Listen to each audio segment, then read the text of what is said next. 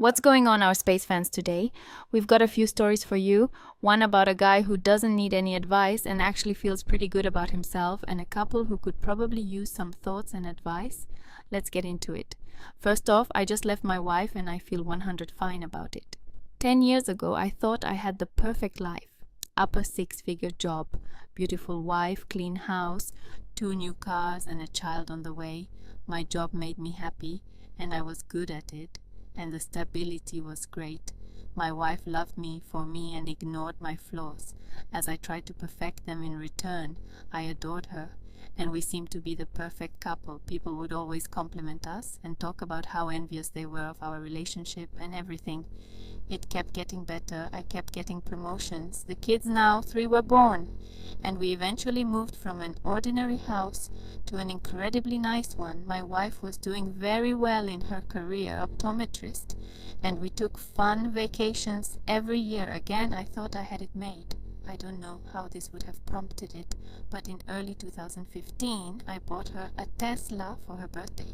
She hadn't gotten a new car since 2008, and I kept getting new cars. Therefore, I surprised her.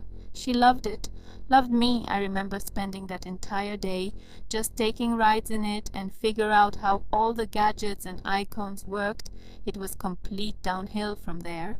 I don't know how that would have triggered anything, but in the months following, she became increasingly distant from not only me, but from her children. My oldest 10 female in particular felt hurt by this and would often try to ensue conversations with her mother in order to get her talking. Some days this would work and she would be pleasant, others it would have had the opposite effect. The first time I suspected that I was no longer her man of choice was in July 2016 when I noticed she was no longer going to yoga classes, but telling me she was. We were on the same phone plan, and part of that plan was we could see our locations of our phones. I was routinely browsing the app one day and noticed she appeared to be at someone's house since she had been irrationally angry that day prior to leaving. I didn't question her about it when she got home from yoga. Instead, I chose to closely observe where she went during her yoga times. It would always seem to end up at the same house, a well-off neighborhood, probably a step above ours, a little north of town. I was getting ready to confront her when I noticed that she had been returning to yoga again during this period. She became incredibly distant and hormonal. My entire family had noticed this behavior going on for over a year now, but I had had enough. I sat her down and asked her what was going on. She gave me the cold shoulder, and when I questioned her about the yoga locations, she accused me of stalking, invading privacy, and being a great addict. That's when I asked her, "Are you cheating on me?" Of course, the answer was no. What followed in the weeks to come was distrust, hatred, and plain anger towards me. It was clear she knew I had caught on and was now trying to play the "I can't believe you think this" victim card, but I knew I saw through it all. When she finally admitted she had seen and slept with another man, that's when I made my mistake. I forgave her. She told me she loved our family, and in that moment I believed her. I thought she could change. I was wrong. We tried marriage therapy. We tried taking adult days. It seemed to work. We were happy, and she was genuinely having fun, and it seemed like I had the old her back. I was relieved. This allowed me to pour more time into my kids and my work and have less stress overall. My business trip to San Diego, I live on the East Coast, USA, was cut short. My colleague fell ill, and our clients insisted that we reschedule.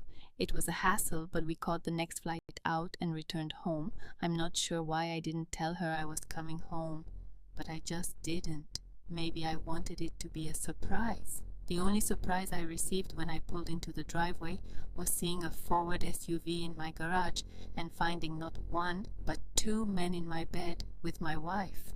This all happened yesterday. I'm finally putting it into words. My wife started babbling when it happened, desperately trying to explain. I heard none of it. I walked out of my room, went to the basement, and poured myself a drink. I could hear the men upstairs leaving, and when I returned upstairs, it was my wife sitting there closed, with a sad smile on her face. She started talking, but I wouldn't have it. I told her to get out. I told her to get out of my house. I informed her that I'd get her stuff to her by the end of the week. She tried to pull the what about the kids bullcrap, but I was just done. I'm sad, but not for her. I'm sad for my kids, and I'm sad for whatever poor soul she meets next. I will fight hard for my kids, but my biggest fear is losing them. I know the court will rule and incredibly in favor of mothers. I hope they realize that I've spent the last 3 years doing my best to mend a broken marriage for my family, and nothing has worked. I told my kids this morning. They asked why Mom didn't spend the night last night. I didn't make them go to school today. They're all upstairs together. This whole situation is terrible for everyone involved. It could have been completely preventable. I don't pity my wife. I hope that she has one label for the rest of her life: cheater. I want her to follow her. I want people to know she is a prominent optometrist in our area. This could very well hurt her business if word spreads, which it very well may. Thought you should know. A happy update. Greetings again. Not sure if you remember me, but I posted here around 2 months ago with the story of how I caught my wife cheating and what it did to our family. I was incredibly distraught, but as of July 13th, 2018, our civil court case has officially concluded. It was a quick and easy process, and I was victorious in everything. I'm not sure if this violates any rules, so mods, please feel free to remove.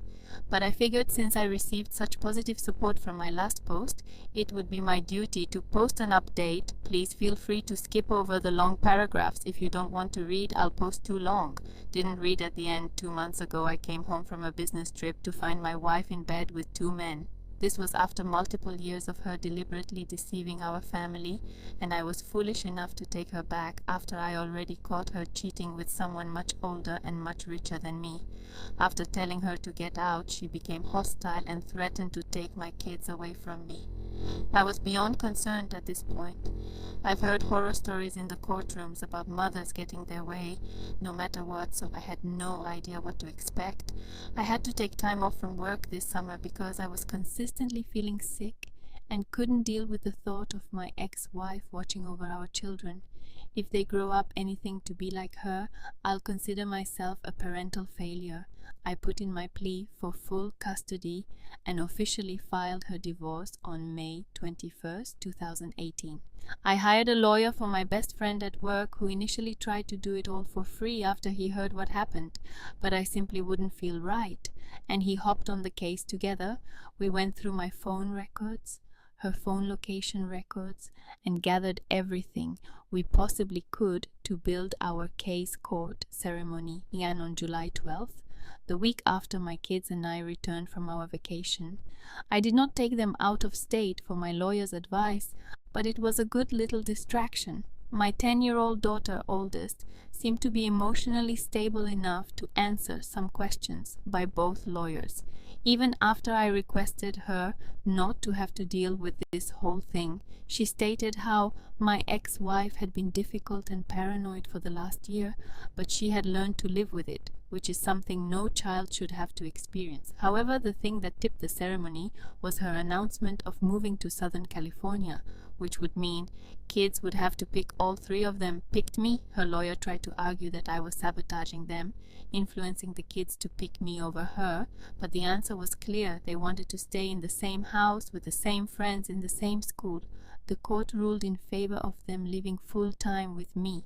They were permitted to visit their mother whenever they please, as long as this day does not extend 14 days without me. In addition, she is no longer allowed on my property, and that includes our South Carolina residence, my plot of land in Boulder, and any one of the office buildings that my company operates out of. My parents and immediate relatives have also put in requests so that she does not enter any of their homes as well.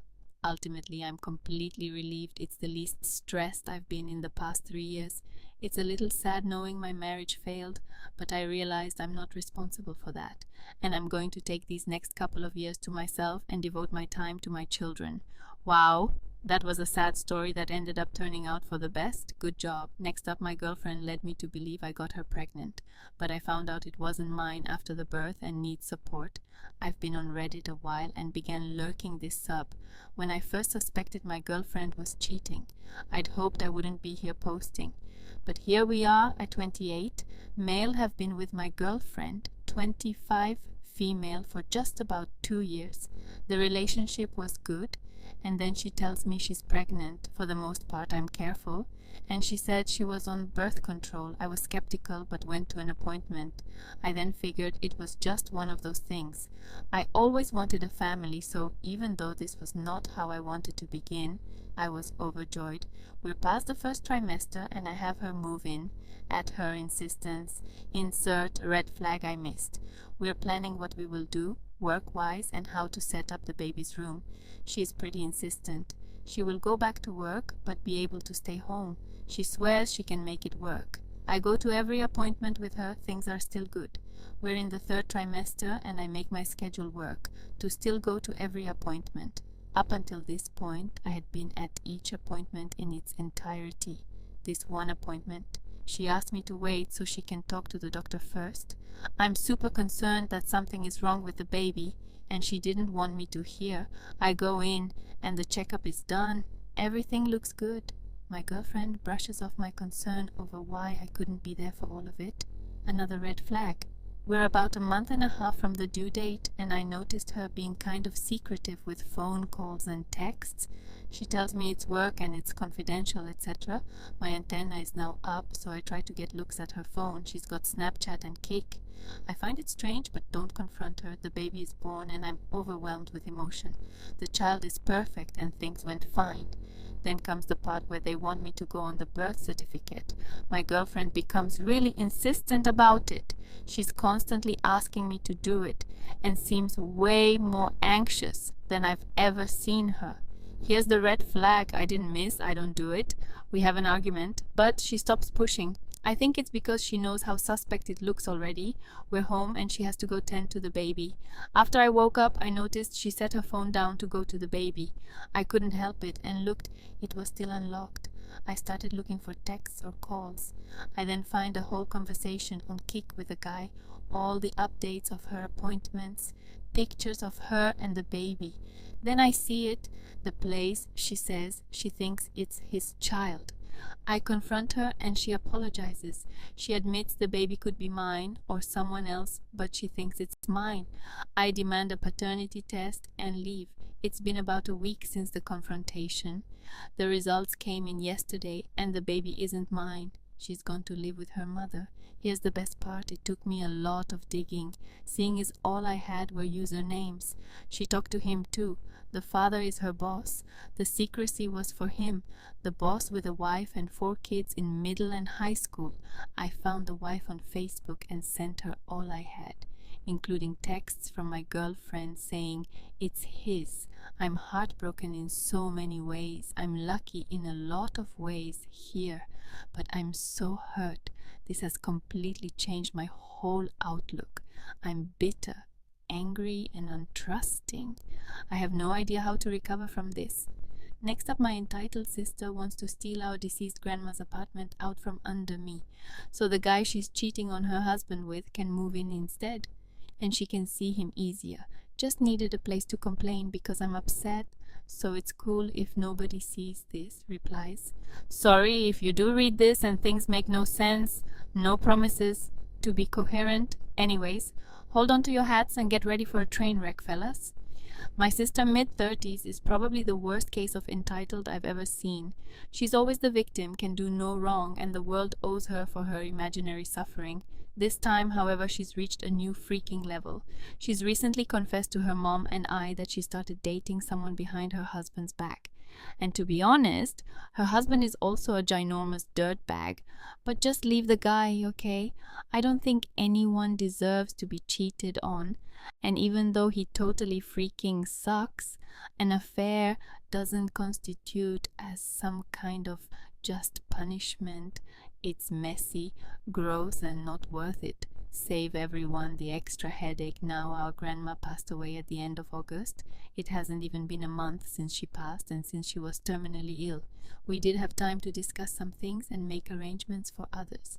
She lived in an apartment that's attached to our mom's house, and we had talked about me moving into it after grandma passed, and everyone thought it was a good idea because my grandma had things like no-slip railings, kitchen tools, gadgets for arthritic hands, etc. And I'm also disabled and could benefit from the same equipment. Come to find out, my piece of crap sister thinks it'd be a cool idea to have her marital affair move into our mom's property instead, so she can use our mom as some kind of cover for her affair. And I'm absolutely repulsed and livid. We were all just starting to let my sister come around again because after grandma passed, she seemed like it had really affected her and she was really turning over a new leaf. But it's all because she wants her boyfriend to move in. I don't think anyone is going to fly with the idea. I just can't believe that she even thought it would be a viable option and something that she could even suggest to us. Why does she just assume that we'll help her cheat on her husband? I want no part of it. I will not be an accomplice. Also, her justification for suggesting he move in is because original poster doesn't seem to be in much of a rush to get up there. Like, yeah, I found our grandma deceased less than a month ago. Sorry. I haven't been in a hurry to erase grandma from her home. Sorry. I haven't been sorting through all of her belongings and getting them ready to be rehomed or donated. I wish I could keep every trace of her, and the fact that I have to get rid of anything at all hurts. And I'm sorry I haven't done it yet, but maybe try having a little freaking empathy. I've decided that I'm kicking my sister out of my life again. Each time I think she's capable of changing, she shows that she's still the same horrible, selfish person. And I'm done falling for the charade.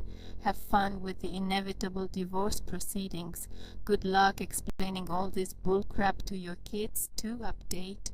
There were so many good points made in last thread that my mom and I hadn't really thought of, such as my sister potentially getting kicked out and needing somewhere to stay, waiting until after I've moved to tell her husband about the affair, ways to tell him, etc. And all these things have been taken into consideration. Moving forward, my family and I have begun going through grandma's belongings, and it's definitely been bittersweet because it hurts to see her things go and her existence dissipate even more. But we've also found so many family photos and keepsakes and overall good memories. I even found a box that belonged to my great-grandpa, and it had his pocket watch in a locket with a photo of my great-grandma in it. My sister did manage to bully her way into the apartment for a few hours so she could pick out what keepsakes she wanted, but jokes on her because I hid all the things grandma wouldn't have wanted her to take. She walked away with not much more than a decorative bowl. She is starting to drop the narrative that her boyfriend can move into the apartment now that she sees that we are serious about me being the new tenant. But she did make some little comments that let me know that it's not forgotten. She can plot all she wants though, because we're installing a security system and changing locks. So if she thinks she can sneak in or try to get her hands on anything else, she is sadly mistaken.